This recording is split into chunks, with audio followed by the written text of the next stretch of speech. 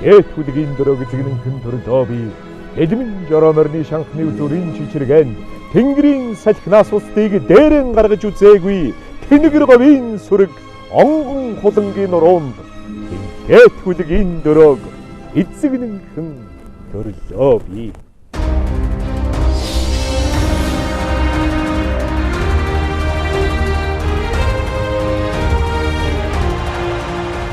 Монголд төгөлгүй ягаад гэвэл их тийм ухаадаг амтлын юм.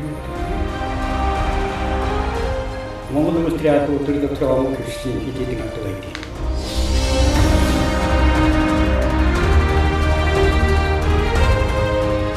Атуугаан зөв идлэх, зөв сурах шиг гоё юм байхгүй. Монгол атууны мөн чанарыг мөхөж болохгүй. Дэлхийн түүхэнд нэрээ үлдээсэн монголчуудын гол одоо хэрэглэгдэх нь морь болж байна.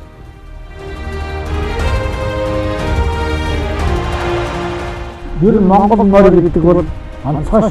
Монгол удаан морьгоор төсөөлөх аргагүй. Ерөөсөө Монгол морь хоёрын хасаар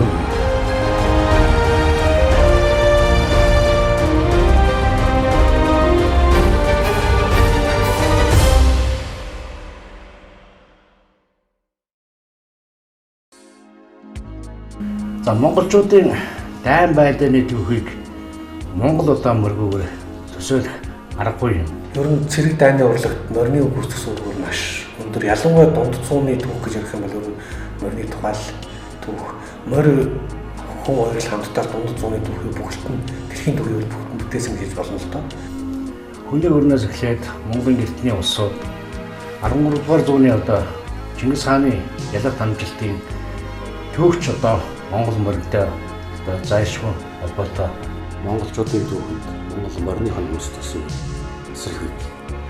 Түүхийн сурвалжуудыг харж яхад ер нь монголчуудын түүхийг ичгтэй дандаа морийг хэр шалгашгүйгээр бичсэн гэдэг. Тэгээд мэдээж дунд цуунд бол хамгийн том эзэн төрнийг хураа газардах штэ хамгийн том эзэн төрнийг монголчууд байгуулж ирсэн. Тэрнийг морины хүчээр байгуулж ирсэн.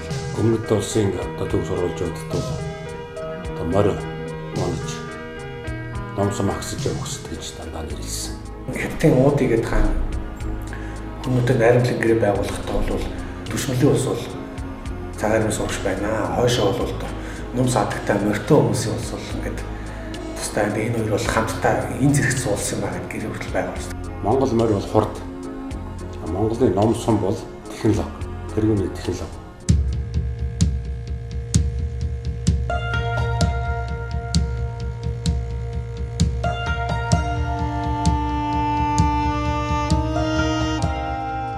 Хамгийн анх явган зэрэг байхад бол нэг хэмжээс орон зайд хүмүүс байлгадаг байсан юм байна л да. Хавтгай орон зайд. Дараа нь морьтой зэрэг бий болсон нэг хоёр хэмжээст орон зайд байлдаж эхэлсэн гэж байна. Тийм учраас мэдээж нэг олон хэмжээсээр байлдаж байгаа нь илүү давуу талтай ч юм. Одоо бол технологиуд илүү давуу талтай л гэсэн үг тийм. Маневрлах чадвар технологиуд. Энэ хоёрыг эзэмссэн, хурд технологи хоёрыг эзэмссэн Монгол хүн бол тухайн үедээ хинт стилжгүй аимшигтай том хүчин болж ижээ гэж. Тэгээ энэ нь бол яг тэр түүхийн хувьд дундад зуун таардаг байхгүй. Тийм учраас дундад зууны хувьд бол монголчууд хамгийн хүчрхий эзэн төрнийг байгуулж чадсан байна. 1220 оны хавар зүч цагаадан их зэрэг Сэр Дарьямрны буруудан Кизилкумын цөлийг туулах даалгавар авчээ. Тэд хоризмын шахын үндсэн хүчийг стратегийн ашиггүй бүслүү шахаж дайсны араас гинэд довтлох даалгавартай байлаа.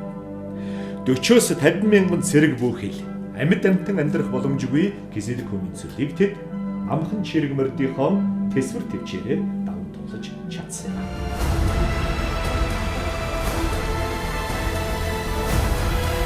Кипчакийн аяны үед бол Сүбэдэ баатрын цэрэг 3 хоногийн дотор одоо 290 гаруй километрийг одоо туулсан ийм бас баримт байна. Тэр нь хаашаа 7000 км орчим эзэн төрний дуурай газар байгуулж бид үлдээсэн. Тэгээ энэ хугацаанд бол нийтдээ 7 хоногийн хугацаанд аль ч газар очиж байрших, байлдах тийм ээ маневр хийх чадвартай тийм морин арми байгуулсан бол энэ эзэн төрний нийтдээ 100 орчим гаруй жил орчин тогтнох боломжийг олгосон. Аялагч нарын одоо босод энэ хүмүүсийн ном зохиол Монгол морийг яагадаг багт нь дуусаж битсэн бэ гэхээр ерөөсөө энэ Монгол морины төсвөр хатуужил хурдтай энд үүсгээс амтхан бол тэр тухайн үед байгаа.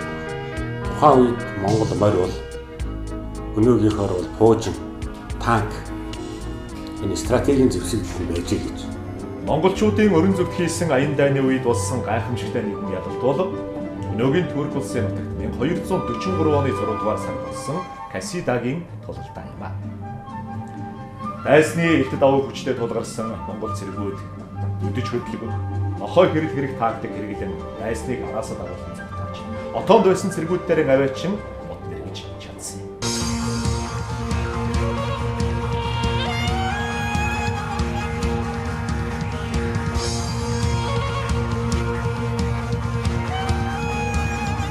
Нохой хэрэг арга гэдэг нь цөөн цэргийн хүчээр дайсанд зохиол төгөөд мэргэд зүгтаа. Мэргэд зүгтаахтаа маш удаан хугацаагаар мэргэд зүгтаахтай болтол цөөн байдаг. Араас нь хөөсөн дайсны цэргүүдийн зул задарч сарнаад ирэх алдад бөөрнөөс нь иргэд зохиход илүү таатай ялбар болдог. Тэгээ монголчууд чинь өөрийнхөө тэр хөлөг мордыг эзэмссэн, түүнийг өөрөмшүүлсэн ийм ардтан үзсэндээ хараагүй. Айдан мөнхөд зориулагдсан, тусгаарлан сургууль хэлсэн ийм удаа мордыг зэвлэх модож өрөлж байсан аа. Ер нь Монголын их эзэн төрний үед зэрэг явуулж ирсэн зэрэг дайны үйл ажиллагааны стратегийн болон тактикийн чиглэлээр хандаад морьныхоо хурдад тушилсан, морьныхоо дэсүү хатуужилт тушилсан юм л байсан. Дайн байданд одоо шилж байсан Монгол морд бол эзнийхээ хамт дайсныг мөшгөн хөөх, дайны талбарт эзнээ үйл өргөх цэргийн төрөл бүрийн одоо эрдэмт сургаж бодлогожуулж байснаас гадна шөнийн цагт одоо эзнийхээ нүдэн болж холын газраас одоо чихэн болж байсан. Эрхийг эзэлсэн алтан торт одоо бол Монгол одоо юм аа гэж ойлгоно. Монгол одоо гэдэг нь ягаад гэсэн зэрэг Монгол газрын хөлсөн дээр зогтсон дөрвөн үйлчлэлийн зогтсон бэгчиж хатуудсан их тийм ухаадаг антиүрий болдог. Онцгой арчилгаа шаардлагагүйгээр бол өвлийн одоо хүнд хэцүүрийг даваад гараа явуулж чаддаг. Дээр нь бичээрээс одоо урхамлт хичээлээ мэдээлэлд олж чаддаг. Энэ байгаль цагуурахаа нөхцөлтэй болсон. Хоёрдугаар нь амьсгалын багтаал засвартай.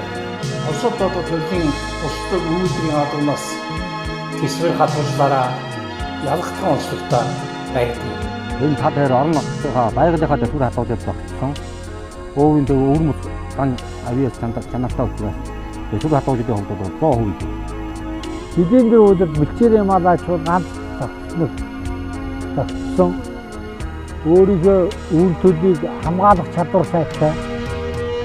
Өөрийн ашиг шимийг өрөмжлөж өгдөг юм одоо Монгол авсан.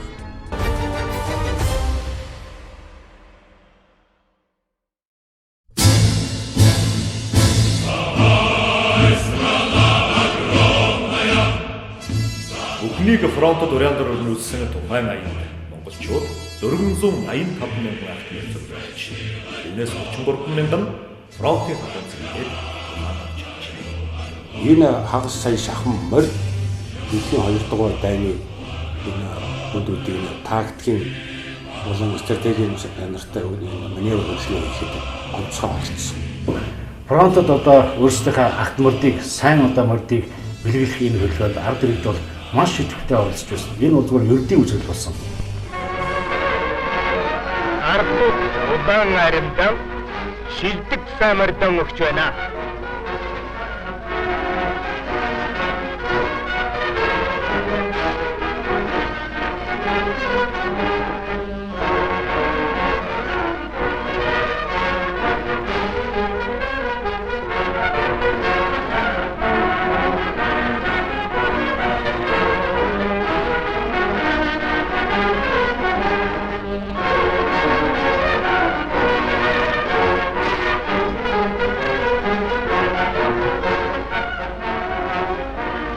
Жимбито 13 самарил мартудан зэрэгтэн бэлэгдээд 32-ыг хөдөлж фашизмыг заавалсан сүнэ.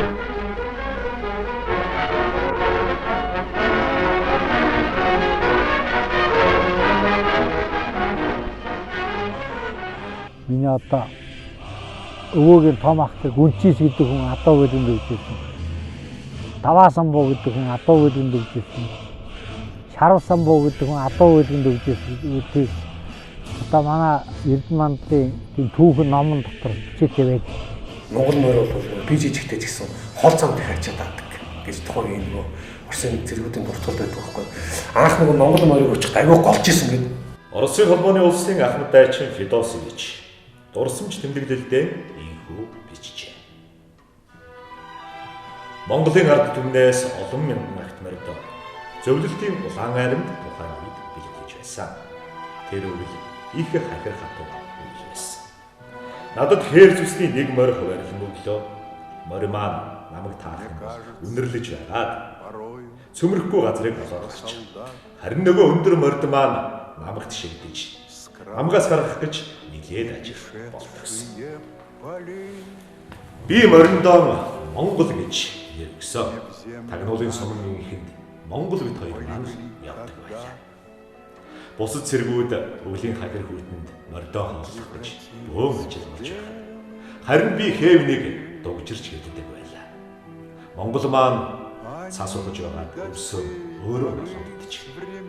Ер нь миний аминд олон ч удаа Монгол маань орсон доо. Летят и подают нам голоса. Не потому так часто и печаль мы замолкаем, глядя в небеса. Монгол морь бол жирийн өөр морьноос их өөр юм байна. Эзний эзэж хайдгүй тэгээд нэг хүчдэг гэж байгаа байхгүй.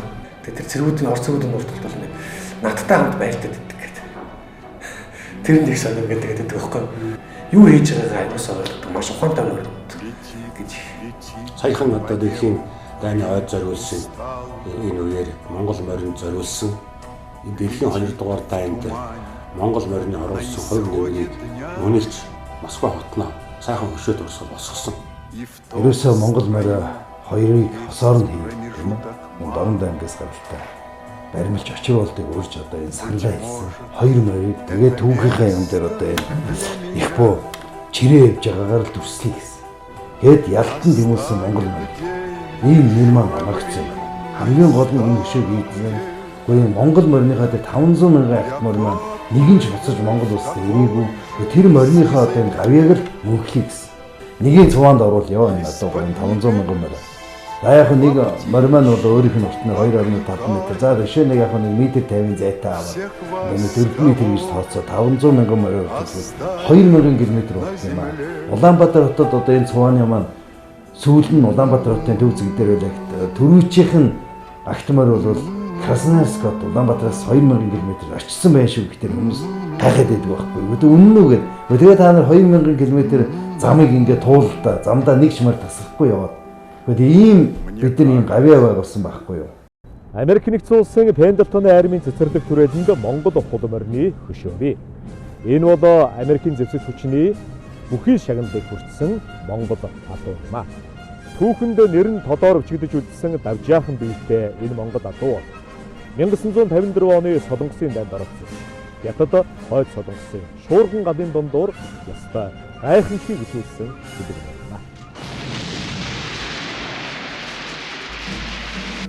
This is the true story of Reckless, a small Mongolian mare that became the greatest war hero horse in American history.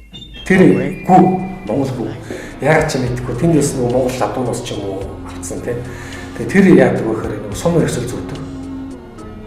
Тэгээ маш их нөгөө шавар намах балчигтай тийм юм дундуур тэгээ тийм байлтар дундуур эзэчтэй мөр айдгүй гэсэн үг байна. Тэгээд зэрүүдэр нь маш их хөөрддөг. Эдэж айдгүй учраас тэгээ тэрэнд ямар ч хүн очиод нөгөө зэвсэгтийг нэг үүрээд очих боломжгүй тийм юм дундуур тэр гүү явдаг байсан юм байна. Тэгээ тэрүүгээр юмаа явуул гэж аягүй шаарддаг. Тэгээд тэр гүү бас их хүртмөслөө сүүлд Америкийн цэргийн шагнал авсан байдаг.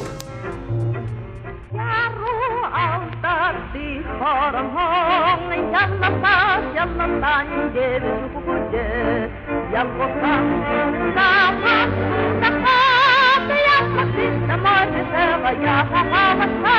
Москвагаас Берлин хүрэх бол 10-аад одоо 1 км одоо Монгол морд тэр одоо цас судтай байсан тэр замыг туулж тэр одоо Берлин хүртэлж Элба морны одоо уснаас амсан гэсэн юм яриач одоо байж байдаг.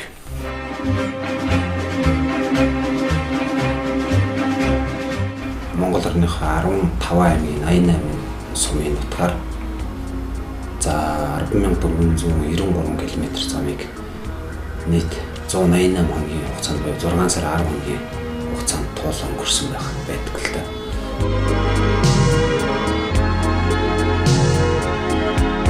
Туалгаас авсаа одоо 100 тал хойд бүх газрын хурдан хөлгөөтэй үлэр нь өнөж эдэлж үзсэн байна.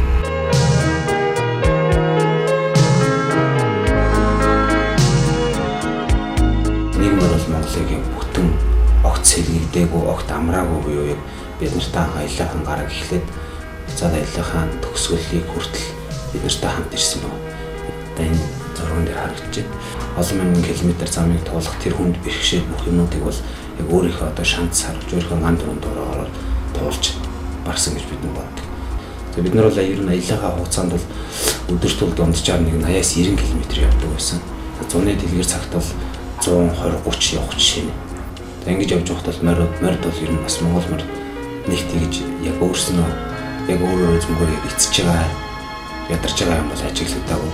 За нэг шөнө сайхан амарч хоноод маргааш нахал мордоос сэлгээд унаад явхад бол сайхан өнгөрцөн юм л явдаг байсан. Тэгээ буурал морны дараа гэхэд 5 аймгийн үнж сумаас сэлгэж өгсөн сартай өрн мөр байдаг. Энэ болохоор Бацаг гэдэг хэмээн сэлгэж өгсөн өрн мөр. 14 хоног тасралтгүй унаад Баяуулгийн нутгаар одоо тэр өндөр уултай хаттай тэр Монгол морины төсвөрийн атуужлыг харсан тийм өндөр уул даваатай нөхцөл газар явж байхад бол 14 хоног унжаа. За энэ мороо жоох амраа сайхан хөнгөрч явсан хэд оног амрааж авах нэг гэхэд шөндөөч өдөртөө 10 км буцаа нутг руу гүйсэн баг жишээ. Монгол морийг нутгаа тэмүүлж гүйдэг. Төрсөн газарлага гүйдэг. Одоо хүн тодтолдогдоод явсан морь эзэндээ хөрсөн тухай хамсрууга хөрөн морь гэж заахан 8 гэдэг бүдээр мэддэг тийм сонсон. Вьетнамаас хэр атрал төв аймагт гүйжсэн гэдэг яриагүй. Тэгээд олон тооны агт морьдыг Вьетнамд өгсөн. Энэ тухай хожим агт морьдыг хөргөж өгч ирсэн хүн тусгал битсэн. 60-70 оны ихээр сони ингэж хожиж ирсэн. Эндээс яг морьд Вьетнамд очиод вагоноос уулгууд 2 метр онцгой тасран зуртаасан. Тэгээд тэр 2 морины нэг нь нутагтаа хүчирсэн. Хөрсөн нутагтаа хүчирсэн. Монгол адуу маань өөрөө зөмбөлтэй. Ер нь адуу гэж амтан өссөн нутаг руугаа гүй. Тэгээд Вьетнамаас адрал ирсэн гэхэд би үл магтгүй айл гэж хэлнэ. Үгүй гэж би тусгал шивсэж чадах. Нутгаараа гүйж тэмүүлж байгаа тэр адууны тэр нүд тэр сэтгэл гэдэг үлдгээр Монгол хүн харах юм тэгээд харахгүй уурхаас өрөхгүй байж юм да. Баян цагаан сумын өрнөх амьдрал нэглэн малчин улсын мандаа яач одоо банзрагчийн авраг зээрд гэж Монгол их баяр наадам 3 4 5 харагдсан алдартай хурдан мөр бол одоо сэргийн юу актанд яваад тэр хил дээрээс гүйсаад байна. Тэгээ мартаа ус тэр бүцэл мартаа ус хайрсан өөгд үсэг алдчих. Надад яваад тэгээ гүйгээ яг эргэж нутагтаа ирсэн бо. За Цэгмдийн Батбаянгийнхаас их цаалан өмнөх их цаалан үрээ одоо Ахтны Малины адуунд яваад буцаж ирсэн их цаалан зээрдмөрийн даригатуулаа хатгатаа байгаа. Тэр зээрдмөрийг аваад ихэнсний мөр хийе гэж одоо Жамбын тэр биш гэдэг нь хэлсэн байгаа. Тэгээд аваад соёлмөр дундгойн цагаан хэлтүүлээд 1956 онд соёлмөр баян цагаан сумд ингээд татсан. За ингээд зээрдмөрийг бол одоо сүүлд нь банзрагч хүн бол өөрөө яг 1961 онд улс орны 40 жилийн өмнөх баяр наадамд ирж 9 системээр төрүүлсэн. Тэгээд тэр улсын наадамд 3 төрүүлж 5 хэрэгцсэн. Тийм хурдан юм байсан. Хамгийн сүүлд 1972 онд 21 настай төрийн наадамд амжуулсан. Тийм хурдан юм байсан. Ардын хувьсгалын их наадамд 3 төрүүлж 4 баригдсан бандрагчин өвгөн зээл нэг төрөж хоёр харигдсан уяач дамдгийн аран зэн гуурал нутгийн олондоо сахин гэж алдарсан дашнамын хурдан зээдэг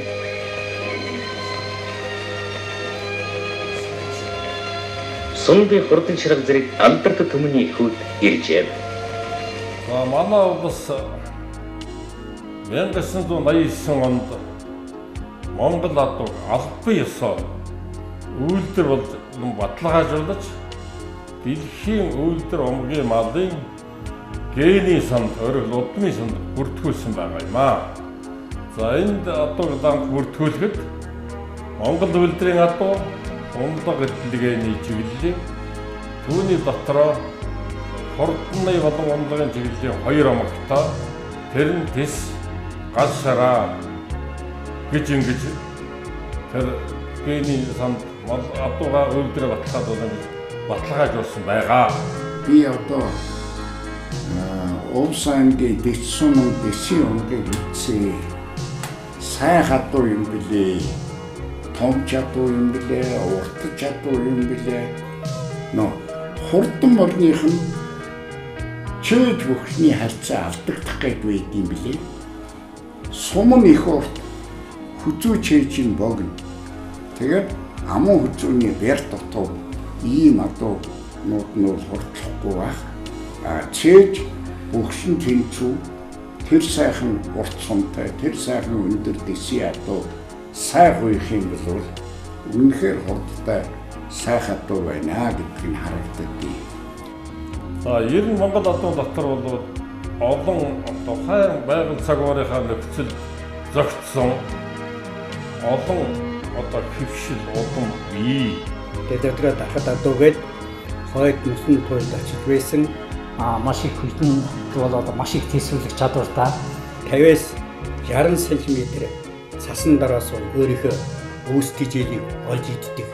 Чиж сайн байна. Нөгөө цагаагарынхаа нөхцөлтэй холбоогоор амьсгалын багтаа аягуулсан хөл туурай маш бахимхан байгаль экологи газар зүүн янз бүрийн орчинд бол дасан зогсож чадсан ийм адуу байна. Цагаагарынхаа нөхцөл энэ орон зай дэвчээр гатуужлаар Чингис хааны үеэс өнөөдрийн болтол бэлдэн залгасан энэ адуу гэдэг нь Монгол хүний эд бахархлын үндэс өөдөө мандан бадархын их хүсэл эрмэлзлийн баталгаа юм. Хичнээн одоо урд нь хүнд байсан ч зорсондоо өцсөө хүртэл тэнцэж чаддаг тийм зориг магадгүй Монгол хүн Монгол адуу хэрэгтэй байдаг. Манай Монгол адуу шиг тийм төсөөр адуу гэж. Тэр хол зайд тэр амардаг. Хичээстэй амархан нэг явсан газар усаа маш сайн байдаг. Тийм ч үгүй боддог тийм их газар үүрэгтэй Монголын хүрээгүй газар хэвдээ тэр үед Америк хөлч байгаагүй гэсэн баг. Тэгэхдээ ганцаараа хөдөлж явж хүрэх адуу биш. Тус зунаараа явж тэр өссөн адуу шүү. Тэгэхээр энэ адуу бэлчээр болдгоо хоол болдгоо устай хоолтой бол тэгээд ямар замыг дуусгах сайн байдаг юм. Ондаг юм болохоор мэдээж хэрэг өвгдөөсөд сүрдэндээ залсан хэмэр юм. Монгол адуугаан Монгол төмбөл орхиж болохгүй, устгаж болохгүй эрдэн юм гэж би хэлэх хүсэж байгаа. Монгол мөр гэдэг нь Монгол эр хүний сүр Монгуугаар Монголыг төсөж болохгүй. Монгол адууны мөн чанарыг мөхөөж болохгүй. Улай сайхан зоонд нь наран туяа солонгорсон шашир суман дэлэнд нь салхисгэрэн наадсан сайхан Монгол морь минь сайхан Монгол морь минь